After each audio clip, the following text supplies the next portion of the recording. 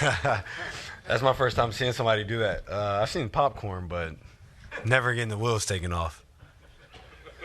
Anyone do anything to you when you were a rookie? No, I was a great rookie. Steph doesn't do anything. He doesn't do any rookie duties, which was crazy to me. You pointed that out the first Yeah, like the first time I was like, dang, Steph don't get the shoes, nothing. But I think he's the only rookie though, so I have 4. It was 4 of us, so I mean, we had to like get up in the morning and like pass out the loops for shoot around. So we had to wake up a little early, but it was good because it was 4 of us. So guys didn't have too many guys to work with. But no, Steph does absolutely nothing. Does nothing. So he deserved it. For sure. Something need to happen. I'm like, does he bring anything to the plane? Does he bring any food, snacks? Nothing. I'm like, at least he could do is pass his shoes out for shoot around. But no, he deserves it for sure. What did you think about the team's response tonight after that kind of tough one on Monday? Well, I think it was good. I mean, like offense hasn't been the problem, and even talking to guys, like offense really hasn't been the problem for most of the year. And when I first came here, Brett Brown told me that they weren't turning teams over, and I think like the first like 6 or 7 games out that I played, like we were number 1 in turning teams over as well. So you have to find a consistency in doing that, and with some of the best teams in the league, like you have to be a good defensive team because that's what you have to hang your hat on. You could be a really good offensive team, but when the ball isn't going in that night, what can you do? And that's when teams struggle. So we know we have to be a better defensive team and try to be consistent on that end. I think numbers-wise, it was your best game since coming to San Antonio. Like, how's the acclimation process going, and how difficult is it without Vic and without the full squad available? I mean, it's definitely difficult without Vic, but at the end of the day, like some of the best teams in the league, when their best players aren't playing, they still find a way to get wins. So for us, we have to be able to do that, and I think I played a decent game tonight. Obviously, I would love to shoot the ball better, but at the end of the day, you can't. You don't want to judge your game just off of, how well you put the ball in the basket. And just being able to get guys involved. And obviously there are times where teams throw 2 at me and just sometimes get off of it early. Sometimes you hold it a little longer just to spread the defense out a little more and just try to make it easier for other guys. Couldn't grab one more rebound tonight? Well, I mean, they didn't miss like the last 6 shots that they took. I'm like, at some point they got to miss, and got one at the very, very end. But no, it would have been great to get that, but it is what it is. You definitely called bank on the one at the end. For sure. It was great defense by him, and sometimes it's better to be lucky than it is to be good. So. In Kobe Bryant's book, Mamba Mentality, he talks about an injury in his finger that he had to double tape prior to each game, and that every time the ball got to his hand, he felt a lot of pain, but he still pushed through with it, knowing that the pain was temporary.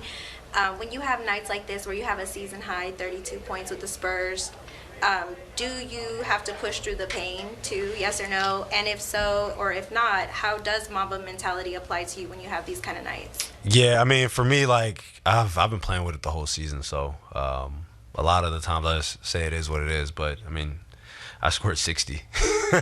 I scored 60 with it, and then I had 49 the next night with it, so, you try to just get through it.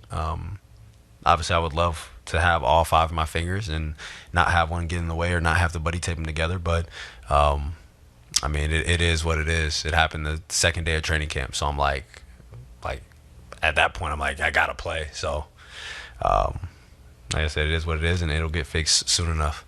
We talked a lot about you and Vic, but the other young core, Devin and Keldon and Jeremy. What do you think of that mix? I mean, I think all the guys are, 1, good guys to start off with, but 2, good players, and I think continue to learn, about this league. And obviously with Dev and Keldon, like they've had to take on massively different roles than they've had in the past. With Keldon, who's averaged over 20 plus in a season, and then taking on a smaller role coming off the bench.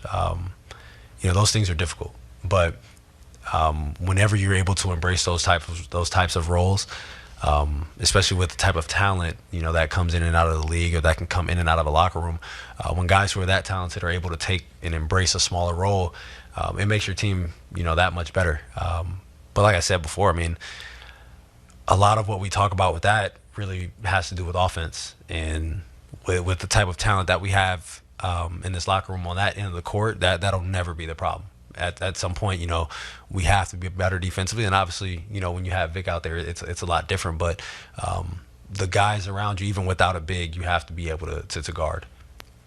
How do you go about trying to? I guess everyone talks about establishing an identity. How do you go about something like that when you're new here and then suddenly Victor's gone and Victor's such a big part of the team and now all you guys are trying to make your imprint? How do you go about establishing that identity? I mean, I think a lot of it has to do with your voice. You can come in, and obviously with a lot of the young guys, like, you can talk, but you also have to be you also have to be able to go out there and show them what you're preaching. And I think that's the good part about me, especially basically coming into my prime now. I'm able to go out there and affect the game with my play, but also try to do it with my voice and as far as teaching and those things. And I think it's a great group of guys, and everybody's listening. Everybody wants to be better. Everybody wants to win. So whenever you start there, it's a lot easier to build off of that. I know you've been in San Antonio for a short amount of time, but what has been your overall favorite part of San Antonio and playing with the Spurs? To be honest, I think it's just the guys. Like, we have so many guys who are still in their rookie contract, so and a lot of guys have only played for one team, so it's like you're learning people, you learn the dynamic of the team on and off the court. It's just a great group of guys to be around. What have your impressions been of Mitch? Obviously he had a kind of a crazy situation to start the year with Pop, unfortunately, suffering a stroke, and then him having to step in. What have your impressions been on him? I mean, I think he's been great. I think you can obviously, playing for Mike, like you're kind of around a lot of guys who are from the Pop tree. So like everybody has similarities about them coming from him. But I think Mitch has been great, and obviously he's been in this league for a good amount of time, and obviously working his way up, coaching in the G League. And you feel like he's earned the spot to be able to do this, especially for an organization that has your back.